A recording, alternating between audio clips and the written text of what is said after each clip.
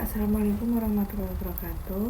Di sini saya akan dan teman-teman saya akan menjelaskan tentang survei atau hasil kuesioner yang telah didapatkan dari pada usaha kuliner yaitu Omimochi yang berjudul penerapan sistem manajemen mutu sederhana pada usaha kuliner Omimochi. Yang kelompok kami yaitu beranggotakan yang satu Afia Anindya Arsi, yang kedua ada Rainal Hikmah, ketiga Marcelina Cynthia Bella, yang keempat ada Aniska Amalia Syarani, yang keempat ada Ratu Ridina Ayu Ramadhani, yang keenam ada saya sendiri Rosita Bunga Lestari. Yang pertama, mari kita lihat profil bisnis yang kami analisis. Namanya Omimochi. Nah, Omimochi ini menawarkan mochi dengan tekstur kenyal dan berbagai varian rasa mulai dari kacang, coklat, hingga stroberi. Visi mereka sederhana namun kuat. Jadi Omimochi ini ingin menjadi teman bagi mahasiswa yang sedang sibuk kuliah. Oleh karena itu, Omimochi menjamin produk yang higienis, rasa yang lezat, namun tetap dengan harga yang masuk akal untuk mahasiswa.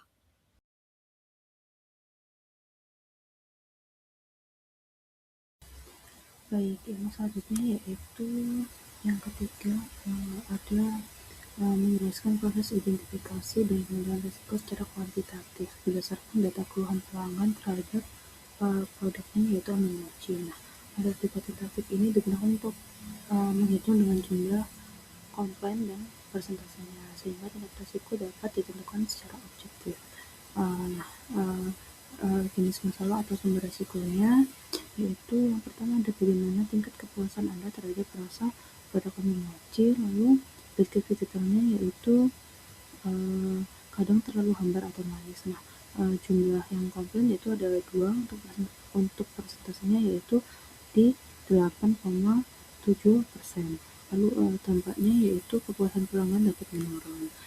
Nah, untuk tingkat risikonya yaitu termasuk tingkat risiko yang rendah.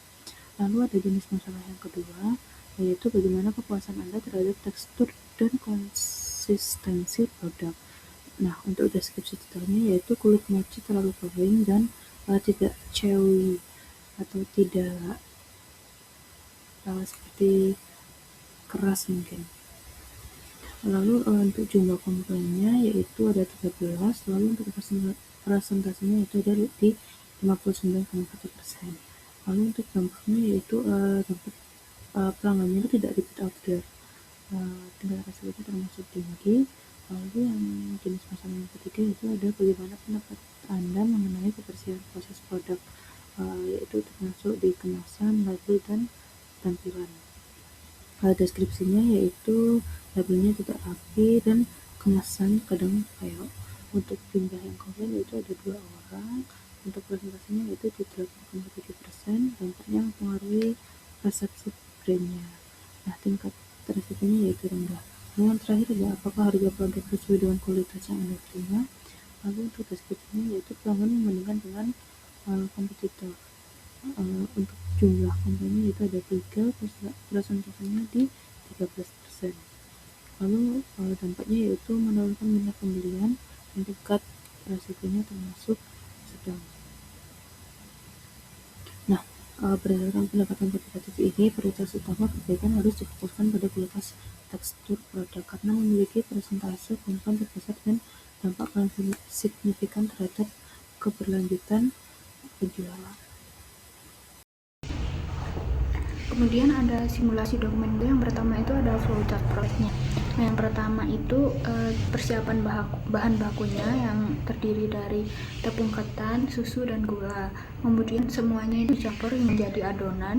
Nah, kemudian setelah terbentuk adonannya itu kita kukus selama 30 menit.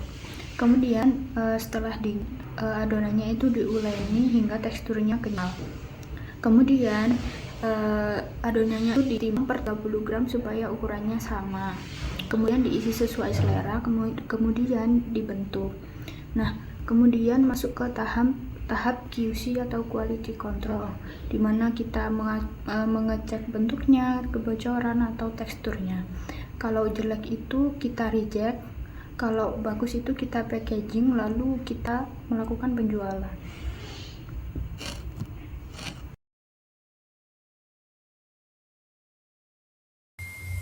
baik yang selanjutnya itu ada formulir mutu sederhana, yaitu di bagian QC dan checklist produksi. Nah, tanggalnya itu pada tanggal 7 Desember 2025. Untuk batch produksinya itu pada pagi pukul 06.00 dan target produksinya ada 100 pieces. Nah, yang pertama itu ada poin pengecekan pada kematangan adonan, yaitu untuk statusnya itu adonannya matang dengan sempurna tanpa ada bagian mentah, dan keterangannya matangnya merata, tidak ada bagian tepi yang masih mentah. Untuk yang kedua yaitu tekstur adonan elastis dan lembut, statusnya centang, yaitu yang berarti teksturnya elastis dan mudah dibentuk. Lalu yang ketiga, isiannya tidak bocor dan saat dibentuk itu tidak bocor. Statusnya checklist, yang artinya isinya itu stabil, yang tidak terlalu banyak dan tidak keluar saat dibentuk. Lalu yang keempat ada bedak lapisan atau maizena, atau ditaburi dengan maizena tipis dengan merata atau tidak ada yang mengumpul. Seharusnya checklist, yang berarti taburannya merata dan tidak ada gumpalan. Lalu yang terakhir yaitu ada penyakan tertutup dengan rapat.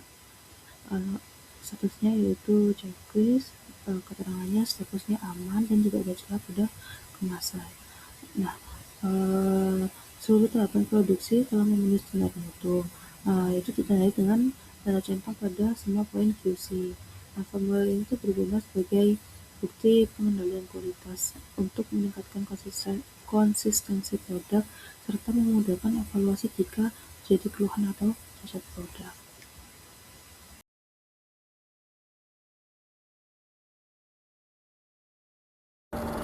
Yang pada slide ini yaitu ditampilkan catatan mutu atau log komplain pelanggan yang berfungsi sebagai alat pemantau kualitas produk sekaligus evaluasi pelayanan kepada pelanggan.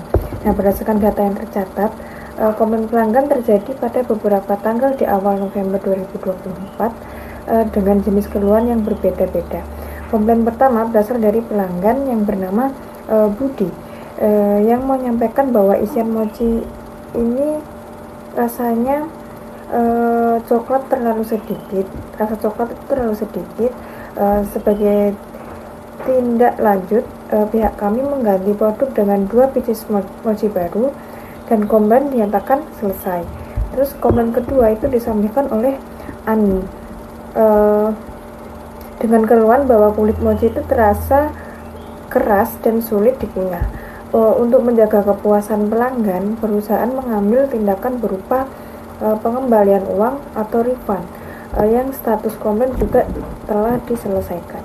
Terus selanjutnya komplain ketiga itu berasal dari Dinda yang menerima varian mochi tidak sesuai dengan pesanan, yaitu memesan kacang namun menerima coklat. Nah, tindakan langsung dilakukan adalah menukar produk dengan varian yang benar, sehingga permasalahan dapat diselesaikan secara cepat. Dari log komplain ini dapat disimpulkan bahwa seluruh keluhan pelanggan telah ditangani dengan responsif dan tuntas. Namun jenis keluhan yang muncul khususnya terkait tekstur mochi dan kesesuaian produk menjadi bahan evaluasi penting untuk perbaikan proses produksi dan pengecekan akhir. Data ini juga mendukung analisis akar masalah yang telah dibahas sebelumnya, sehingga dapat digunakan dasar peningkatan mutu produk secara berkelanjutan. Nah, lanjut ke solusinya. Jadi, dari survei kemarin, ternyata komplain yang paling banyak itu sekitar 60% soal tekstur mochi yang keras. Kan nggak enak makan mochi dengan tekstur kulit yang alot. Jadi, kami langsung buat form CAPA ini sebagai tindak lanjutnya. Form ini tuh semacam perintah perbaikan buat tim dapur. Di sini tertulis jelas ya masalahnya. Kulit mochi itu kering dan nggak kenyal.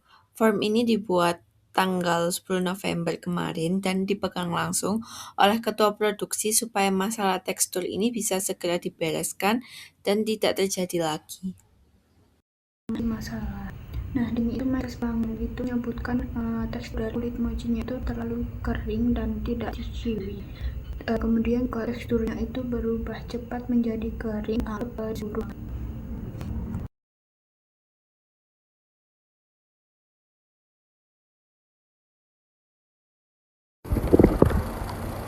Nah, pada slide ini kami menggunakan metode root cause analysis dengan pendekatan 5 ways, yaitu untuk mengidentifikasi penyebab utama mengapa produk mochi yang dihasilkan menjadi terlalu kering dan tidak chewy.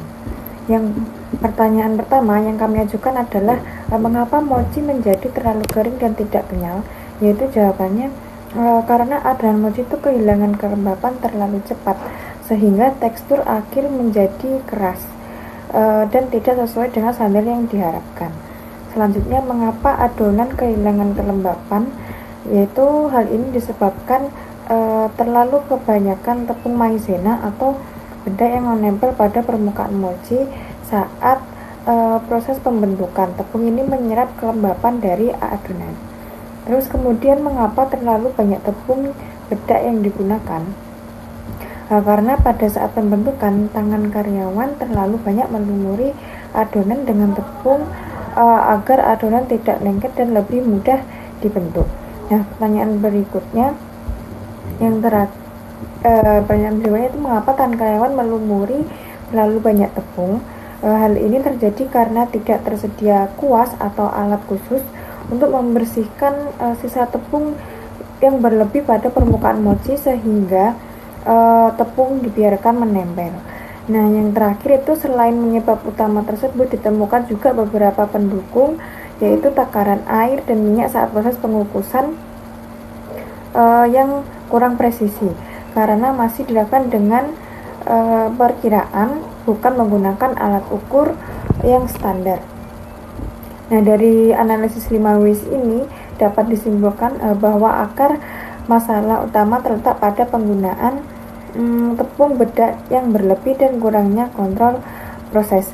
Nah, baik dari sisi alat ataupun ketepatan takaran bahan. Hasil analisis ini menjadi dasar untuk perbaikan proses agar kualitas mochi tetap lembab, kenyal, dan konsisten. Akar masalah utamanya yang pertama yaitu penggunaan tepung pelapis berlebihan yang menyerap air dari kulit mochi. Lalu yang kedua yaitu takaran resep yang tidak konsisten. Yang ketiga ada tindakan perbaikan. Jadi untuk menangani ketidaksesuaian produk, Omimochi ini menetapkan 2 langkah perbaikan. Yang pertama adalah isolasi masalah. Jadi, Omimochi akan menarik semua produk yang gagal atau bertekstur keras dari peredaran agar tidak sampai ke tangan konsumen. Yang kedua adalah koreksi proses. Jadi, langsung memodifikasi komposisi adonan di hari itu juga dengan menambahkan agen pelembab alami, yaitu santan atau minyak, untuk memastikan output produk selanjutnya kembali normal.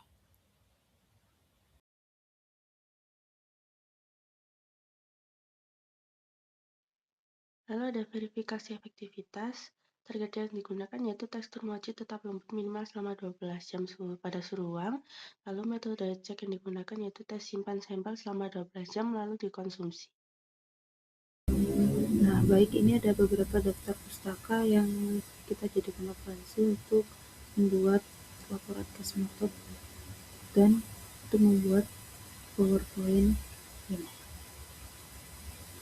Aliran fokus yang telah dilakukan. Yang pertama itu bagaimana sih tingkat kepuasan pelanggan itu terhadap rasa dari produk Omimochi.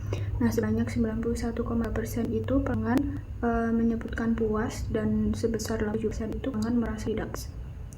Kemudian bagaimana sih kepuasan pelanggan itu terhadap tekstur dan konsistensi dari produk Omimochi ini. Nah, sebesar 50,1% itu pelanggan merasa tidak puas. Kemudian sebesar 40,9% itu pelanggan merasa puas.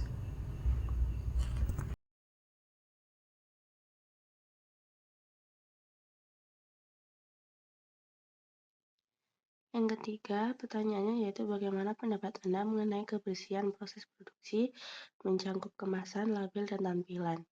Ada 91,3 responden yang merasa puas, lalu yang tidak merasa puas yaitu sebesar 8,7%. Lalu pertanyaan yang keempat, apakah harga produk sesuai dengan kualitas yang Anda terima? Didapat 87% responden yang merasa puas dan 13% responden yang tidak merasa puas.